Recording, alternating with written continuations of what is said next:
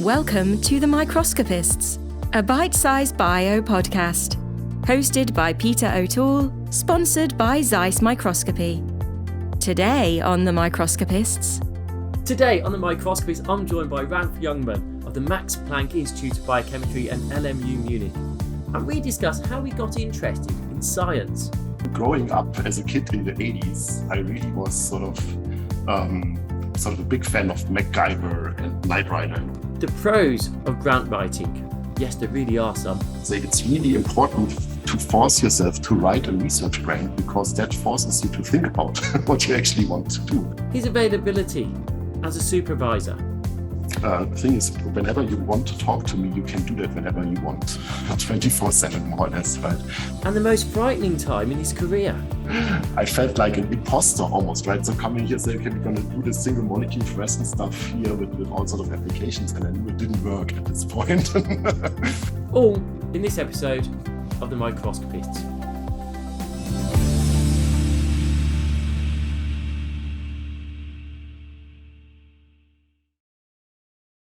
Hi, I'm Peter O'Toole and welcome to this episode of the Microscopists. Today, I'm joined by Ralf Jungmann from the Max Planck Institute of Biochemistry at the University of Munich. Ralf, how are you today?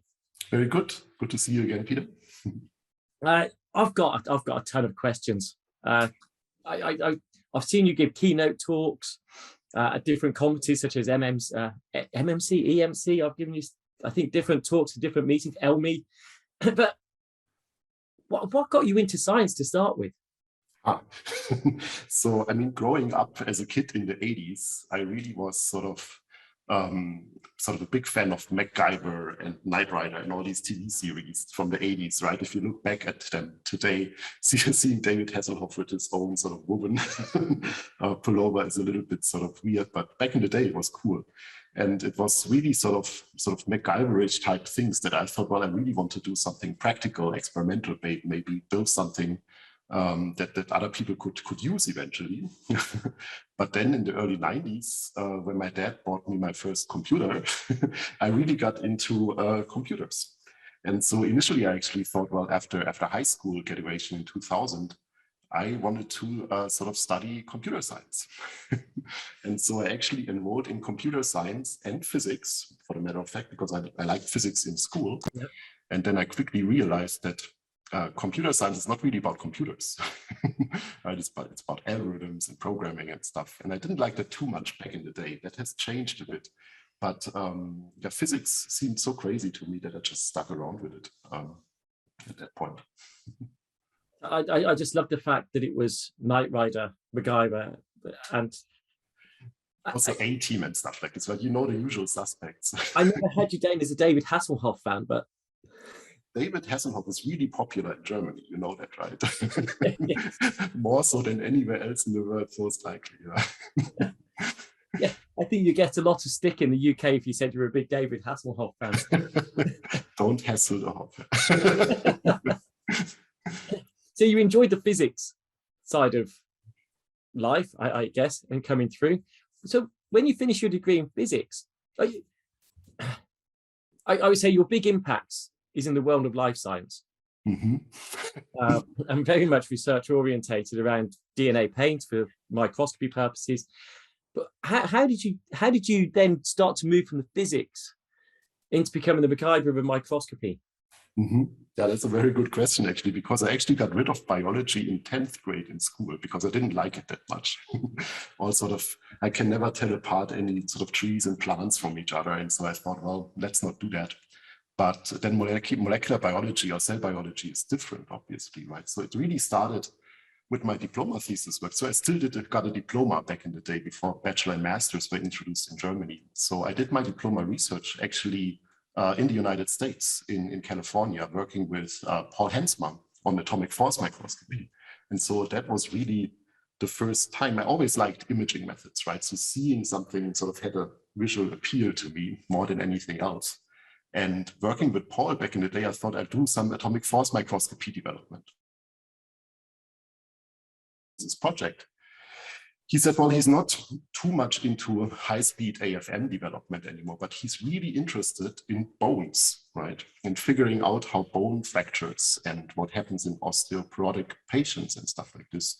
And so I thought, well, that's interesting. Well, why not look at this? And so that's how I got into sort of biomaterials, so to say, or biomechanics back in the day. And that year at Santa Barbara really sort of got me hooked on sort of functional imaging in the life sciences, basically. Yeah. So AFM is also, I guess, is a very physics orientated technique.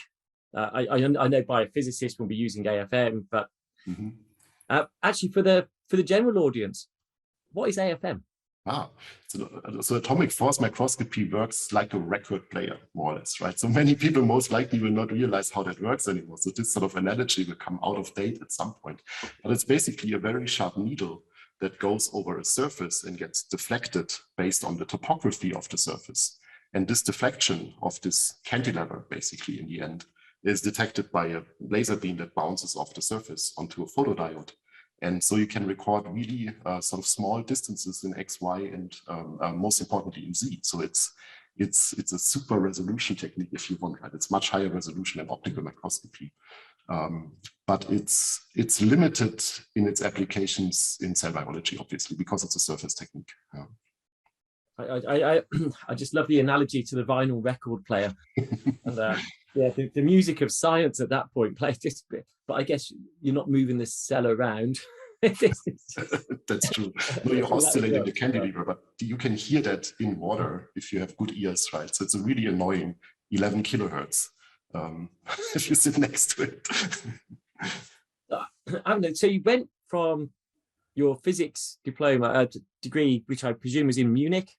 Well, that was in Saarbrücken, actually. So it's a very so I grew up in one of the most western parts in Germany called Saarland. So it's the smallest non-city state in Germany. It's about 1 million inhabitants. And so I studied physics there. And then I moved to Santa Barbara for my diploma research. And then for my PhD, I went to Munich. So that was in 2007 or so. Yeah. So how did you find the move? I mean, you must have been quite young moving over to the States. Was that daunting? Was it exciting? So the move to the US was exciting. I always liked sort of United States. I mean, growing up with the TV series and stuff like this, realizing that Knight Rider actually took place in California, right, as the most of the 80s series did. So that was really easy for me. And so, I mean, if you've ever spent more time in Southern California, you know that people are really open and easygoing. And so that was a great time. And so the cultural shock, actually, funnily enough, came when I did the move to Munich, right, which is obviously in Bavaria, southeast Germany. And it felt like, so if you, okay, maybe an analogy, if you go to a store in Munich, right, you don't necessarily feel super welcome in the beginning when you come from California, because if you go into a store in Santa Barbara, for example, say, how are you doing? How's life, right? So you get this chit chat in the beginning, making you comfortable, and so can I help you with something? And so if you go into a store in Munich, you have the feeling you're a foreign particle, right? So what are you doing here, right? You want to buy something, why?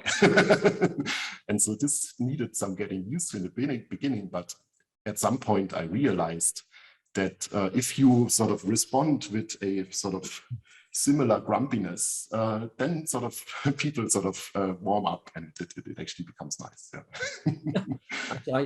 I remember the same scenario just in the UK, moving from the Midlands to a university in the south, and going in a shop, and it would be polite to go in and say good morning as you walked into the shop. And I remember the looks. Sometimes it was one of complete dismay. Other times it was look of, oh, I don't recognize you. Who are you?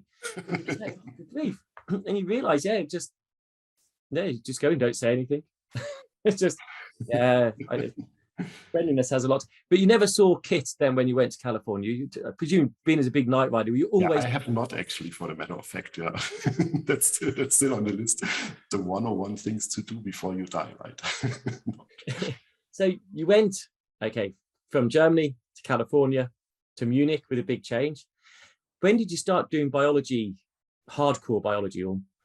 Well, hardcore, you could argue I'm still not really doing hardcore biology these days, and I will probably say that, I mean, I'm not a biologist by training, so I'm not going to pretend that I'm doing hardcore biology. It really started more in the PhD when I moved into the field of DNA nanotechnology. So back in the day at UC Santa Barbara, there was a coffee table in the lab that had a really nice window view to the Pacific Ocean. So if you've ever been to Santa Barbara and have seen the campus of UCSB, it doesn't get better than that. It's right at the coast of the Pacific, right? And I read an article in Nature in 2006 that had a smiley face on the cover. And I thought, well, that's crazy. So what is this? And so I read the title, says, okay, making nanoscale objects out of DNA, right? And I read the article and thought, this is really crazy. How can you do something like this? And so that really got me interested in the field of DNA nanotechnology. And then I looked up basically labs in Germany who were doing that at the time. And it was really only one lab, Fritz Simmel at the University of Munich. And I approached him if there would be a space for a PhD, and that's how I got into this in the end. So this is really my first sort of interactions with molecular biology as a physicist, right? And so first attempts were, let's say, mediocrely successful, but I got the hang of it over time. And so that sort of making structures and interacting with objects using programmable DNA is really what got me sort of hooked to this more biologically orientated research, I would say. How did you find the adaptation moving from physics, which is a semi-exact science, to biology, which is certainly not an exact science? Yeah. Interestingly, if you read a news article from my PhD advisor back in the day in 2010 about why DNA nanotechnology is so successful with groups coming from a physics background, that is, no matter how sloppy you are in a molecular biology lab, it will always work because it's so robust, right? And so I found that strange in the beginning, in the end, because I was the only student doing that in his lab. And so I thought, but he's actually right. And I think you need to get away with sort of a certain obsession of OCD to some extent that you have as a physicist. And I have that actually a lot. We can talk about that with cars later on if you want. To say you need to be really careful and really exact in certain places in a biology research lab, but not in many others. And I think the importance is to find out where you need to pay attention. Yeah. So all in all, I think it was not such a big problem to venture into that field, because I always had fantastic collaborators teaching me how to do stuff in that area. And so you picked up your biology, you've got your physics background, so the nucleic acids. Am I right that you then went back to the US? So yeah, so after the PhD ended in 2010, I made the usual trip that every sort of PhD student at the end does, go to a conference and then travel around and visit labs where you are interested in for a postdoc. And I was pretty determined not to go into a lab that does DNA nanotechnology, because everybody told me you need to do something different in your postdoc, right? You need to go somewhere else. And so I looked at other labs, more imaging labs. So this single molecule fluorescence stuff came at the end of my PhD, actually through a collaboration with Philipp Tinnefeld's lab in Munich. So in the beginning, I still did AFM on DNA origami structures. And then at the very end, also when we developed sort of DNA paint, that was at the end of my PhD already back in the day, I got into fluorescence. And so I looked at a few fluorescence labs in the States. But I also looked at 2 labs doing DNA nanotechnology because I knew them from collaborations and conferences in the field. And that was William Shi and Pang Yin at the Wyss Institute at Harvard University in Boston. And that experience was just so much better than any other. I'm not going to say names of other labs that I visited, but it was just so much better than anything else I've experienced that I said, I want to work there as a postdoc in this institute, in this environment. And so that's how I sort of stuck around in the field, so to say. So people there didn't do any super resolution microscopy, right? So DNA nanotech lab. And they were sort of crazy enough to say, okay, this sounds interesting. Why don't you come over and do that here, right? And so this is how that started. Quite amazing. You kind of you picked your PhD almost by finding what you had a passion for. You picked your postdoc over in the US by finding a lab that fitted what your objectives were, and they took a gamble on that side, a very successful gamble. It's quite good to hear. While we were on the US and being in the US, you sent me some photos, and actually, yeah, so that is back from my diploma thesis. You see it on the license plates. I Santa Barbara, right? So I thought, I'm always a little bit of, I've always been a little bit of a car enthusiast, if you want. Or in the UK, you would say petrol head, right? So I really like the old Top Gear and Grand Tour and stuff like this. Yes. I still enjoy watching that. And so I thought the one and only time ever in my life where I'm probably going to buy a convertible is in the United States, because it never rains in California. It seldomly does. And so I bought the cheapest and I thought most manly convertible, which is a Mazda Miele, right? Or an MX-5 known in Europe. So that's what I did. So I opened the roof when I bought it, and I closed it and I sold it again after that year. So this was the parking spot at UCSB, right at the ocean side. I still get the feelings that this is one of the nicest places on Earth I've been so far. Yeah. So I have the next picture, may be completely unrelated, but it looks semi-related. Yeah. So by the way, I do quite like MX-5s. I mean, it's taking up the old British Triumph Herald type things, right? Yeah. And done by Japanese, where the car works, actually, right? But you say it doesn't work if it's British. No, that's not true. But it might break more often than. No, that's not true. But, yeah, you're right. So the next picture is yes. So that was one day where sort of the same car, same parking spot. So wait a minute. This looks like a broken window. It's still side window, yeah. And I thought, what an unintelligent thief, right? Because it's a convertible, the roof is open. Why do you need to smash the window to then realize there's nothing in it, right? There's a really crappy stereo that they didn't take. And so I thought, well, that's really not so. But yeah, that happened. That's what was. When I saw that, I thought they can't just smash the window to get into your soft top. The roof wasn't even closed, right? I mean, it was open. But maybe it was not for. I mean, maybe they just didn't like the red color. yeah, gobsmacked it. That's bizarre, isn't it? Upsetting though. Certainly at the time, you must be pretty disappointed by the whole thing that had actually happened to you. What was the best thing about you living over in the US?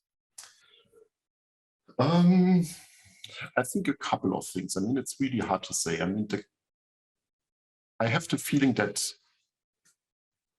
people in the United States and the West Coast and the East Coast are obviously a little bit different, right? So Santa Barbara versus Boston is quite a change, right? So Boston being more European, you would argue, right? A little bit more serious in many perspectives.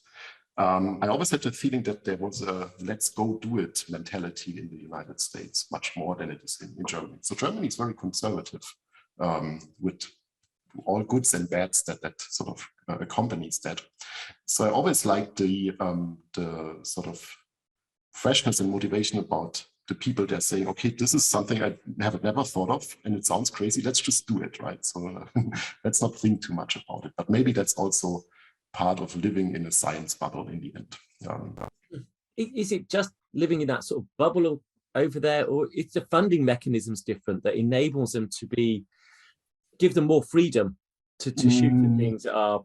Yes, although I would say that the funding mechanisms in Germany are actually nowadays better than in the United States. And so it depends obviously at which places you are, right? But I think access to funding in Germany is actually easier than in the United States, right? And so most of the labs in the States don't come with core funding. And I think that has also advantages and disadvantages. I would say it's really important to force yourself to write a research grant, because that forces you to think about what you actually want to do, which is sometimes not such a bad idea. On the other hand, if you have sort of core funding that you can spend independently on the project, you can just say, okay, this is really interesting. I just thought of this. Let's try this out, right, and see where this goes. I think a combination of both is good. So I think what's ideal is maybe a certain amount of core funding that lets you keep the thing running, and sort of venture into directions where you're interested in. But that also the need to write grant applications, I think, helps you to focus in certain areas. So. Yeah, and maybe extend the lab therefore as well, which is a good thing. Talking of which, how big is your lab? I had a look at your website and I stopped scrolling. It's too big, yeah.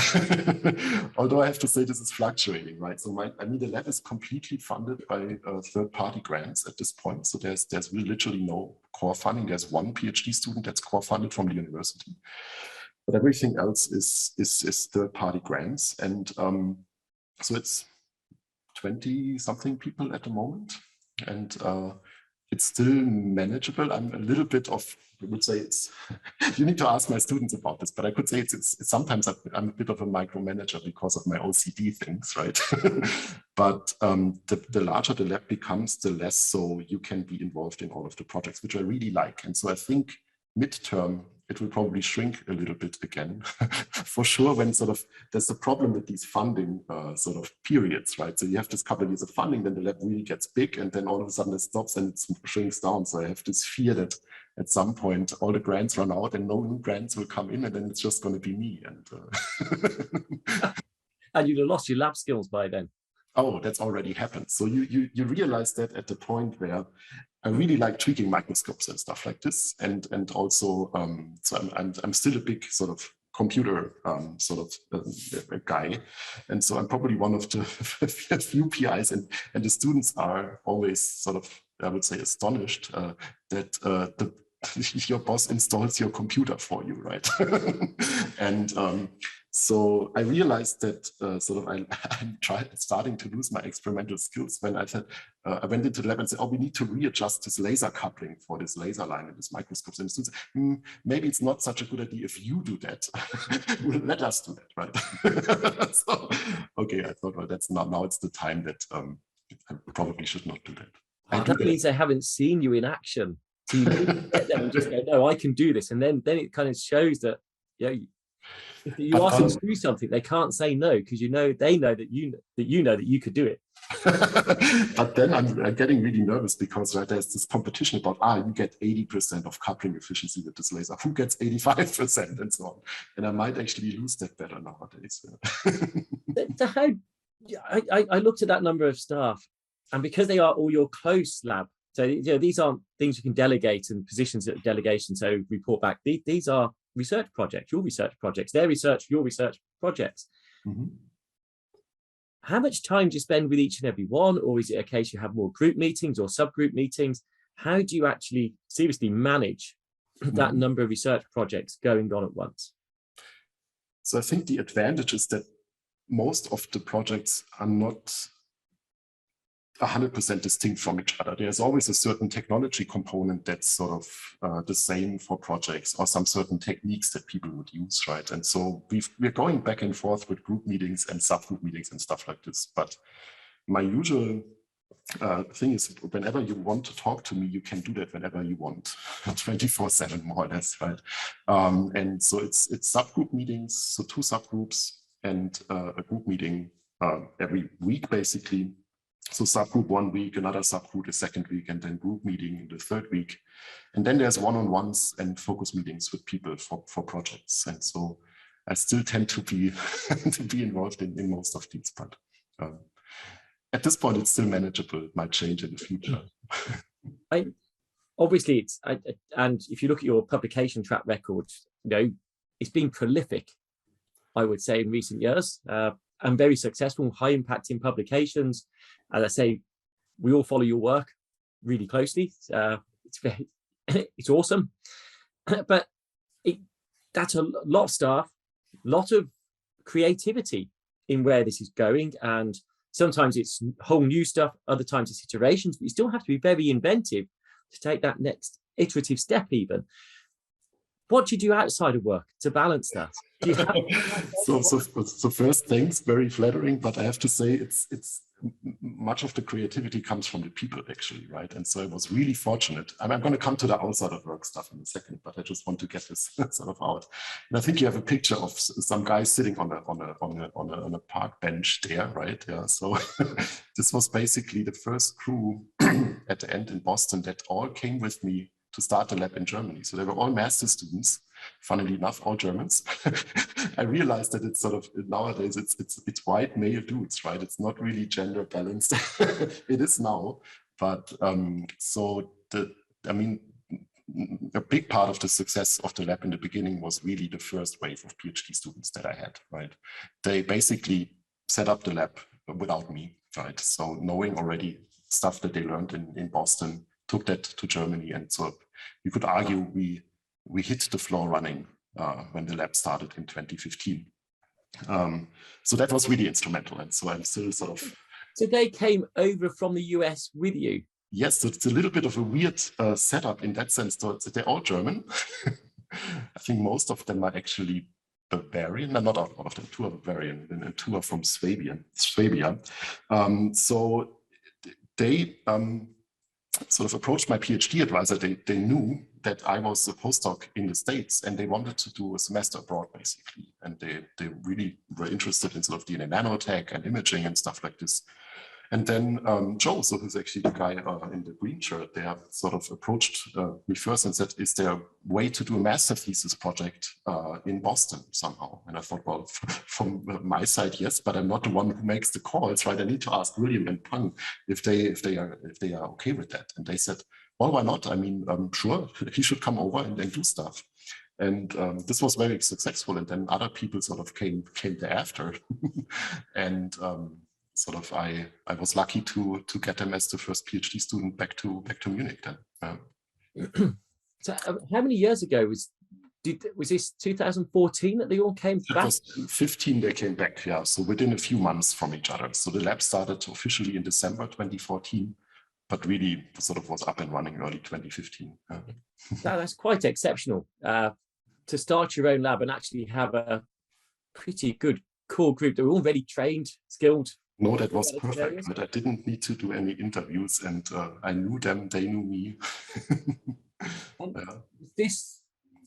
Yeah, so that's actually sort of, again, back to Santa Barbara time. So that's a picture of Paul Hensmer's lab at UCSB. And I always thought when I started, and I'm going to talk about the bungee ropes in a second, that sort of an AFM technology development lab must be super high tech and sort of the best optical tables and stuff like this, vibration isolations. And then I realized the first prototypes of the AFMs in Paul's lab were made of wood, right?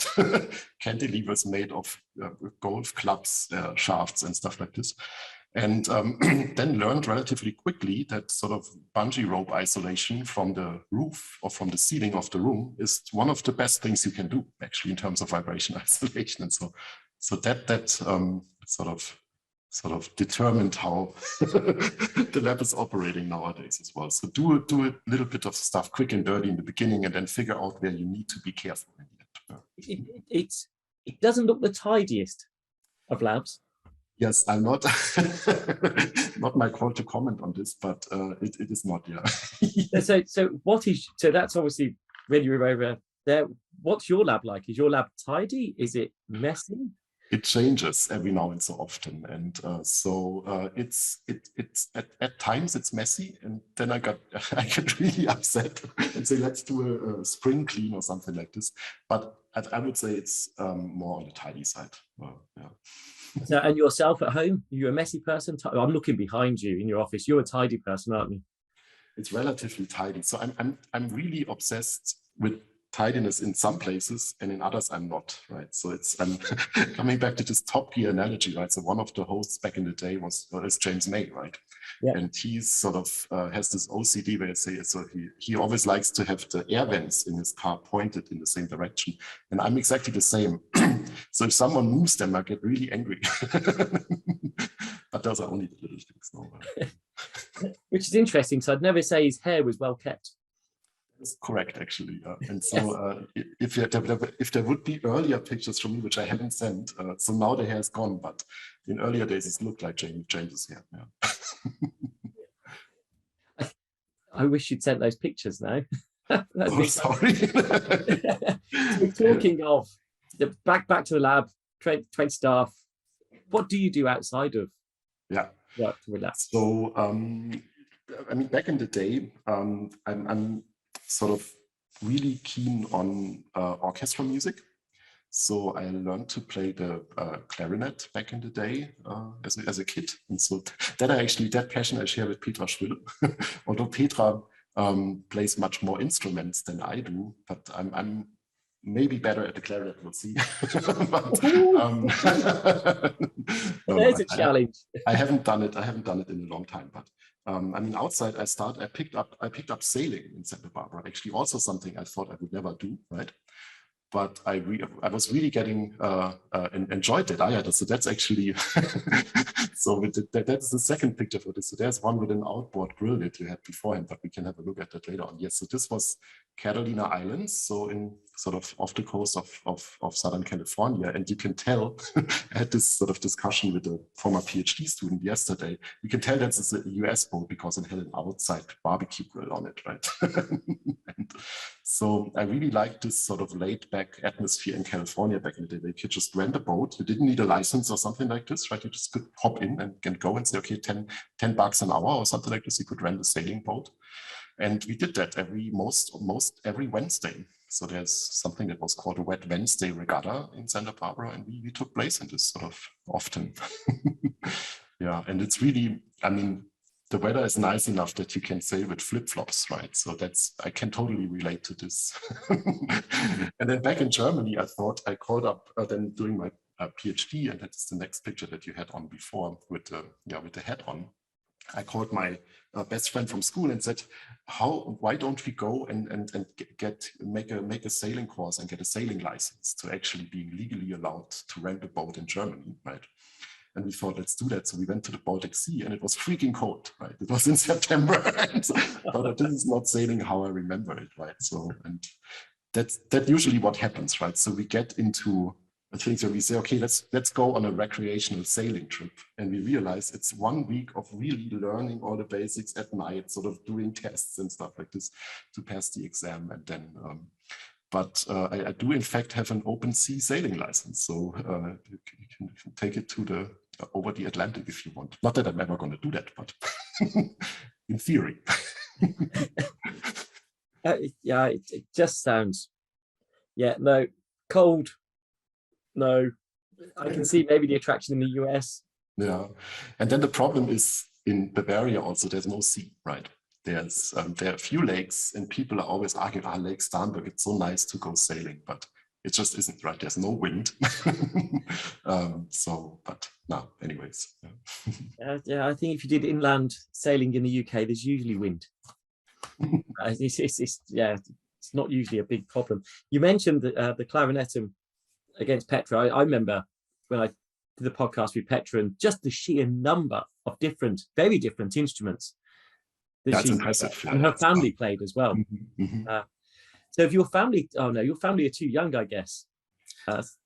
Started anything yet? So the kids not, and so I also had this sort of discussion with my wife that we're not going to preoccupy them with sort of anything that we think they should do. So I always said that I want to learn another instrument together with my kids, but maybe I'm not going to do that. I'm going to do that separately, right? I have always been a big fan of the French horn. I've never played it. I've never learned how to play it, but I'm obviously also a Bond movie fan, and sort of you might realize, okay, there's trumpets in sort of theme songs from Bond, but there's also really a lot of French horn stuff, and I can totally relate to that. So maybe at some point this will happen. Yeah.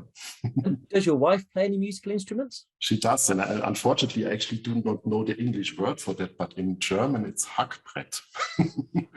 And it's this little thing of strings where you have sort of, there's also something in some of the Pink Floyd songs where that's actually used. But it's a more traditional instrument, I would say, and I'm always make fun that we cannot play together because it's too traditional for me, but that's not true. I just need to find arrangements to do that together. Yeah. And so I'm looking forward to the next conference where yourself and Petra have a playoff on the clarinet. Oh, now I said something. Yeah. I think that would be maybe LMU always has the dance, doesn't it, in the evening?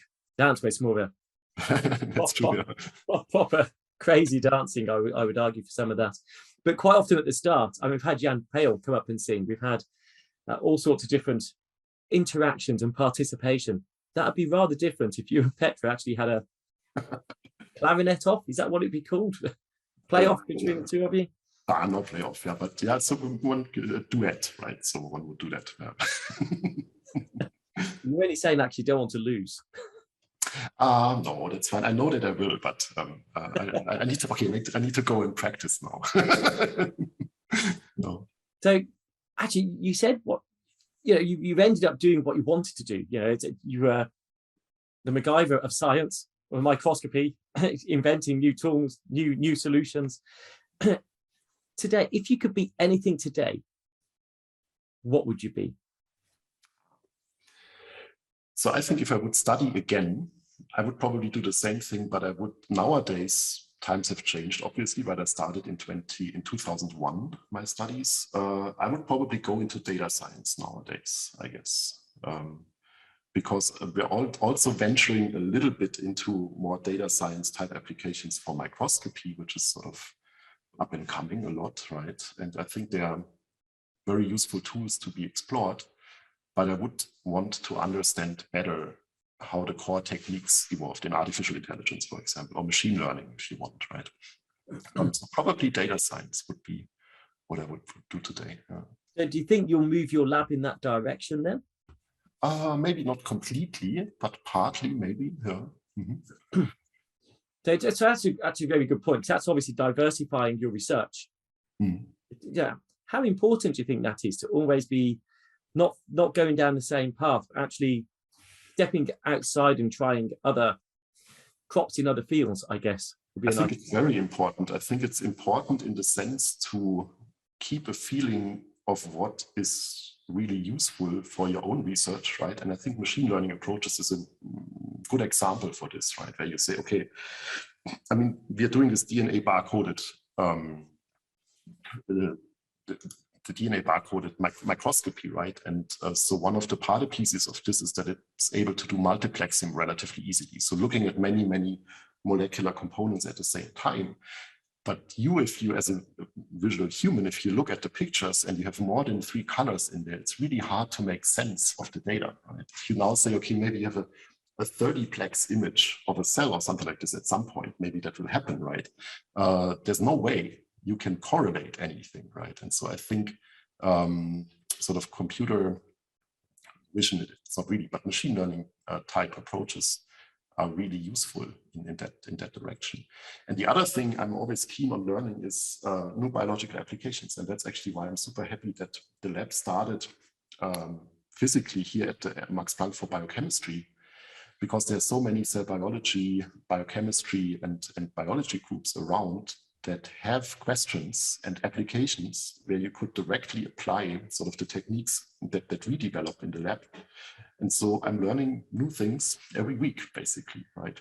From early zygotic gene activation to neurodegenerative diseases and so on and so forth. So I think being open, and I'm not saying again that I'm going to be an expert in one of those fields, because I'm not going to be, right? I'm not a biologist by training, but knowing enough about these subjects to figure out where are the big questions and where could a technology development group like us make a contribution, that always gets me excited, right?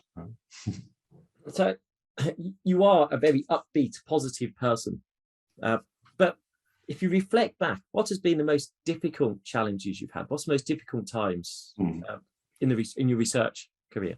So the most, you could say, difficult or frightening times was really the start of my postdoc in Boston, because what happened at the end of my PhD, and I have not told that to many people, but sort of the DNA paint stuff didn't work anymore. So, and we didn't realize at the point what was the issue. So we didn't get the surfaces right anymore. There was no sort of transient DNA binding and blinking in the images anymore. And I went to the US starting a postdoc position with the feeling that, this doesn't work anymore. So, and I don't know why, right? And so this was really a sort of an unnice feeling, if you want, right? And so then what really sort of solved that issue there was that it apparently were some of the components from streptavidin that we used to immobilize structures on a glass surface where the manufacturer has changed some sort in the way that they produced it. A different lot didn't do the trick anymore as it usually does, right? And so teaming up with a really fantastic biochemist, Chen Shanling, then in the United States, sort of solved that issue then relatively quickly again. So that sort of, I felt like an imposter almost, right? So coming here, say, okay, we're going to do this single molecule fluorescence stuff here with all sort of applications, and I knew it didn't work at this point. But thankfully, that was over. Yeah. And I think that's actually something else. I'm a biochemist by training myself, and recording each batch number, especially because of the chemists that were in the lab at the time. Everything you do, every time you have a different one of the chemicals you use, you always noted the batch number. And it's remarkable, isn't it? Why on earth? These are big companies manufacturing the same thing day in, day out at high grades, and yet a batch can be wrong or changed, and that's crazy, isn't it? That can happen. It's something incomprehensible for a physicist, right? I think it's incomprehensible for most of us. But the importance of having those batch numbers, so you could actually look back and find that there was something subtly different at that point, and where the change occurred. Yeah, I do wonder even today how many people in different labs are still keeping up that. How many of your lab write down the batch numbers in their lab books when they're... That's a good question. I should check that. Well, not that many, most likely, but no. Okay. So we know. So my people are actually relatively good in keeping lab books. So we have an electronic lab book system. So it's a wiki system where I think it's the best feature of that is that you can actually search your lab book. And so back in my PhD, I didn't have that, and it was always terrible to find anything in this thing, right? And so that, I think that has improved things a lot. But coming back to your question, where was this other valley of tears, so to say, in my career? I wouldn't say necessarily that it was a valley of tears in the end, but it was a time of sort of personal uncertainty in that sense. That the position that I started here in Germany was a non-tenure track position, right? So it was actually funded by the German Research Foundation, the DFG, called an Eminöter program, which sort of gives sort of young research groups early independence for 5 years. And that program is really great because you can do whatever you want in these 5 years, sort of apply for the money, you get a decent startup package. But there's no clear path for tenure associated with this. And so that made me nervous a little bit in the beginning, I would say. But then I was, I mean, together with the ERC starting grant, then came a position at the university that sort of had a long-term perspective associated with this. So I think this is probably one of the biggest downsides of a science career, if you want, is sort of this relatively long uncertainty before it's figured out or not. For the matter. Yeah, I think that's something that a lot of people outside of science probably don't appreciate within the academic realm, that there is that you have PhDs and you don't know if you will do a postdoc after, and there's all these career choice moments. And then, but once you're in a postdoc, it's either into the academic career or you're going to go possibly into industry or completely something different. But that's a big step time. That's your career point change. And I guess for a lot in science and academia, that's quite a late point in life to jump into a career. Yeah. As you say, a fellowship is a 5-year commitment. So in the UK, we call it a fellowship. You jump in, and there's no guarantee at the end of that. But it's a very big, you're backed with a lot of money, £1 or £2 million to do something amazing. But if that something amazing doesn't come about, imagine if it was a DNA, if that streptavidin, that batch, it could have floored, that sort of minor problem could floor a fellowship, and then their career falls off a cliff. And they're kind of back to where they were 5 years ago and have to find something. It's a difficult world. And of course, not everyone can become an academic leader like yourself, because the numbers coming through, it gets fewer and fewer and fewer. And there's a limited number of places at the end. It's a big incentive to do well in those 5 years. No, I think it's a bit of pressure, right? But you maybe could say you could turn it into a positive pressure. So if you really do what you like, right? And that's always what I did for most of the time. That's what I did.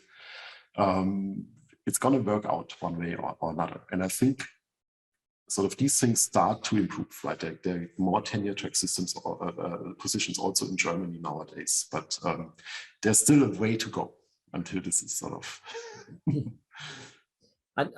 But again, you are a very positive-minded person, and do you think that helps, being very positive-minded?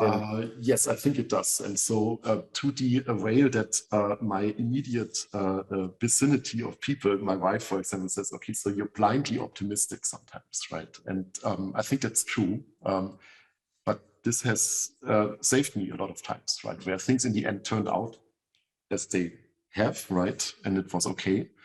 But I generally tend to keep a good portion of optimism. Yeah. I know. I think it's really healthy. Okay, so quick fire questions. Mm-hmm. Are you a chilled person or an intense person? I would say mostly chilled. Intense when I'm really excited about a thing, then I want to know what it is in the end, right? So it's also been in my PhD. So then it's usually the Friday afternoons when things start to work in the lab. And I remembered my PhD advisor said, do not go home because you will never get it to work again to this point, right? You say, okay, because I thought, well, okay, this works now. So I come back on Monday and I do it right?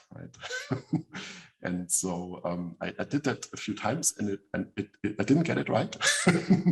And so at the point where things started to work Friday evening, just stayed and worked through the night, and that was the way to do it. So, PC or Mac? Macintosh, yeah. McDonald's or Burger King? McDonald's. Germany or US? Germany. That's probably a wise answer, being as you're working in Germany right now. I think that also helped in the sense that seeing another, from an academic point of view, but also from a personal life point of view, seeing a different environment is really healthy and really important. Because not everything is better in the United States, not everything is better in Germany, right? So you need, the importance is to figure out for you, and that's different for other people most likely, what sort of better thing do you take back and implement in your own scientific lab, but also in your life. And I think that was really helpful. Yeah. Early bird or night owl?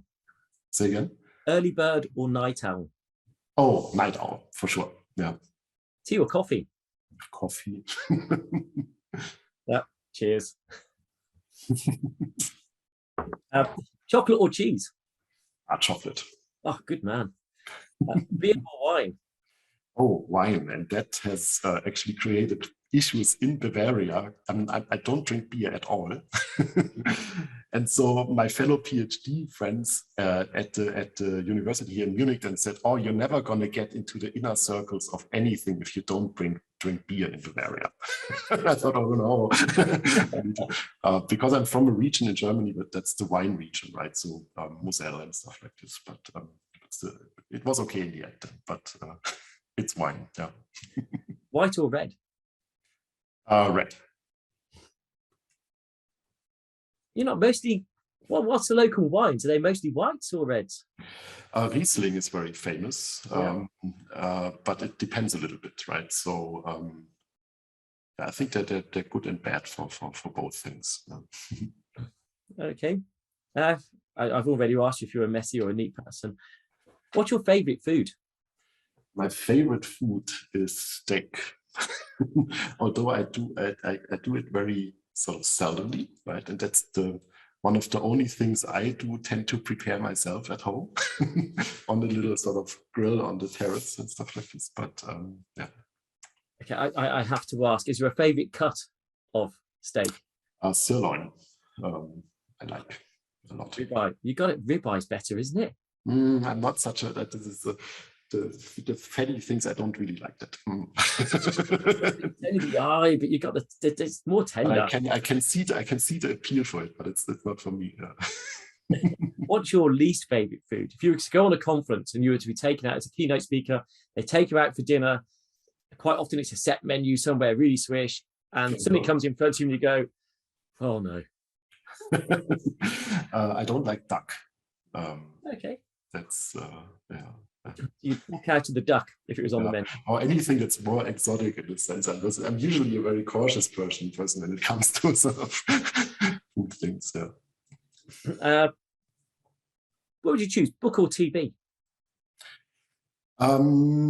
Depends on what, but most of the times nowadays I would say TV or YouTube, actually, for the matter of fact. But for educational purposes, and so because I said before, right, I'm a petrol head, so I really like Car Trek and sort of the usual YouTube suspects in that sense. Yeah.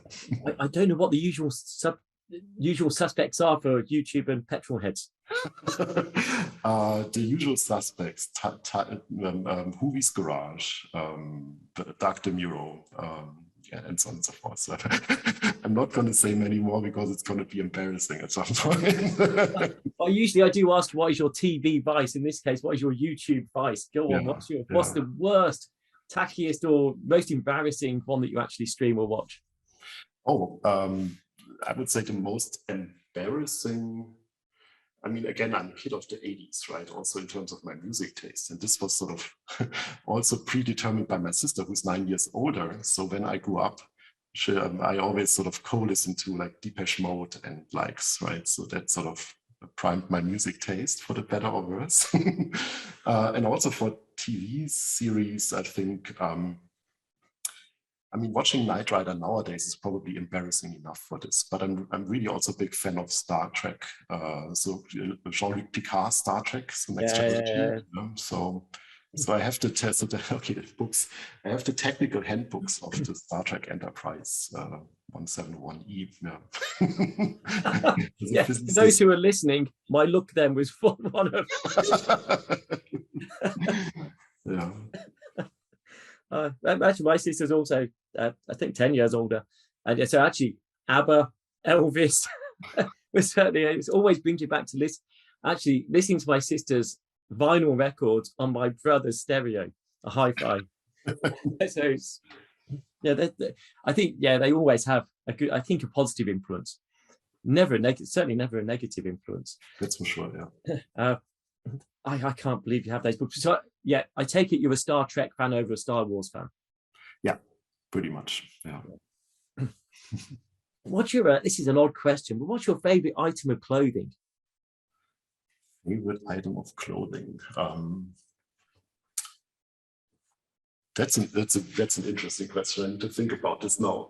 So I would say in the summer it's flip-flops, because I'm a very casual person in the sense that and that's what I like to live in.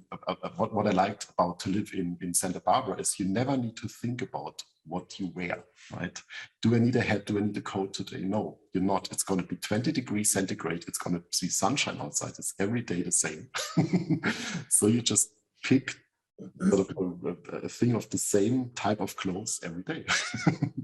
So that's that would be heaven, right? So if you would transform Southern California in terms of lifestyle and weather to Southern Bavaria, I would be totally for that. Would you not miss the seasons? No, for sure not. I'm not a winter person. I hate being cold, right? I cannot. No, I think that's not completely true, obviously, but I could perfectly live in late spring, early summer climate. Not a problem at all. And you mentioned, so the next bit was your OCD. Yes. Is this one of your worst habits? One of my worst habits is that, as I said before, right? So in the car, right, air vents pointing in the same direction. If people move it, air vents are not there to direct the stream of air where you want it. They are there to be exactly the same, right? Other things I can't stand is if people touch my screen with their fingers. I get I'm mad. And so it's even so bad that I cannot stand it when people do it on their own computers. I always get, no, don't do that. I'm utterly with you. And some people have also got more oily fingers than others. Yeah, and it's like, yes, no, yes, I agree. And the touchscreen in the car. Mm-hmm. The touchscreen, it's like, yeah, my duster lives just next to me, so I can clean it off. Yeah, no, that's true. I mean, I also have this. So my wife is the complete opposite, right? I'm a tech sort of nerd, so to say, and my wife sort of opposes everything that's technology as much as possible, right? So it's a very, very interesting conversations at home, you can imagine, right? That she would rather want to have a car that has no electric windows, nothing, right? And, I'm the complete opposite. Gosh, no. So who cooks at home? My wife does, yeah. And is she the better cook? Oh, for sure, yeah. I just wonder if she, I guess you had to say that. If she listens to this back, you had to say that anyway. Might actually, but no, that's pretty sure. I mean, we would probably starve to death if I would take over the control of the kitchen. Yeah. Unless it was steak. Yeah, that's true. But then do you get anything with the steak if you're cooking? Or actually, do you cook the steak and then your wife cooks the sides? Most of it, yeah. So the healthy things come from her side. And you have 2 children now. Yeah. So how old are they? So oldest one is going to be 4 in March, so very soon, and the little one is 7 months. So he just started to crawl up things and stand, and so much to the amusement of the older one, because nothing is safe now anymore. Yeah, it's a lot of fun. Yeah. Boys, girls? 2 boys. Yeah. Boys. Yeah, I have 3 boys, so we've got to catch up. In that sense, that's true. Yeah, I mean, in that sense, the useful thing is my sister. So my older sister has 3 boys as well, and so they inherited now lots of the things from their cousins, right? So for better or worse. Yeah, which is always useful. Back onto more work-related things. I don't know if I've asked this of anyone. What is your favorite conference? My favorite conference has for a long time always been the Foundations for Nanoscience, FNano. So it's a little sort of less known conference in outside of DNA nanotech, but it always takes place in Snowbird in the US, which is sort of a ski resort outside of Salt Lake City in Utah. So that I really like. From the imaging side, it's for sure seeing is believing at EMBO. Because I think that captures both technology development, but also application sides really well. And so that's one of my favorite conferences. Yeah. You mentioned the Nano one to start with, and it being a small meeting. So is that the networking or the content within it? I think it's partly the content, but mainly the networking, I guess. They're not that, I mean, nowadays, obviously not that many conferences I go to. I mean, I haven't been to a conference in person for the last 2.5 years, like many of us have. Yeah, so if I needed to choose 2, those would be the 2. Yeah. You going to any this year? Not planned yet, no. LMU is coming up, so that's I think that's the only one physical one that I've actually definitely firmly in there. So that would for sure be nice to see faces again, not on a computer screen at some point. I think there's a lot to be said for computers, and I think some of the virtual meetings have been terrific, but I think it lives off existing networks to an extent, and it's quite hard to really get to know a person. And I think that's actually very true. And I had this discussion with a former PhD student of mine over the last weeks, is that for people at transition points in their career, it's really a bad time, right? To say, okay, you need to network at the end of your postdoc to get to know people in the field, right? To figure out where would be your next position and things like this. And having all meetings virtual is okay to some extent, but the networking aspect and sort of the coffee chat aspects of things completely sort of lack in that sense. But I hope it will get better again very soon. I think, of course, I think it will. We are very close to the hour mark. I have to ask you, what is your favorite publication that you've authored or co-authored for whatever reason? Okay. So let me think a little bit about it. I can give you 2. How's that? Two is fine, yeah. So it's the nanolators 2010 paper, for sure. So that's the original DNA paint paper from my PhD. So because most of the data, and I tell you why, I think it's my favorite, one of my favorite publications of me. First of all, I've done the experiments and written a paper together with Christian and stuff like this. But all of the experiments in that paper are mainly from one measure night. So it was one of those days where we say, okay, now this works, let's do it, right? Let's go in and record as many data as possible. And most of the things are from one measurement. Right, so that sounds like the end of a Friday, it's working, carry on, and you've got a whole publication. Yeah, and so Christian basically slept over in my apartment because it was close to the university and he was living outside of Munich at the time. So yeah, that was really good. And then the other thing that is sort of similarly is the 2014 paper from my postdoc, where we introduced this sort of exchange paint idea. With the figure that sticks with this paper is the 10 digits, right? So the numbers on the origami. That's a similar measurement night associated to that. Yeah. And have you had any key inspirations in your life, whether it be scientific or personal? You know, who's inspired you in your career? So the key inspiration to actually move into single molecule microscopy further than I did already in my PhD was really a video. So the Nature Methods of the year 2008, super resolution microscopy, right? And so I listened to Jennifer Lippincott-Schwartz and Ralf Jungmann, Stefan Hell about this, and sort of I rewatched that video through the night in the summer before my postdoc started. And I thought, this is really what I want to do in the future, right? And so this was that inspiration for sure. Yeah. So back to YouTube again, almost. Almost, yeah. Yeah. It's certainly online watching. Yeah. Ralf, we are up to the hour, and I think I usually ask, sort of, finally, you know, where do you think science is going? But I think you probably already mentioned that the big data or data science. Data science will be a big part for sure. I think but that's personally sort of preoccupied in the sense that I think combining sort of omics techniques with imaging in the future is something I'm really excited about, right? So multi-omics to that extent.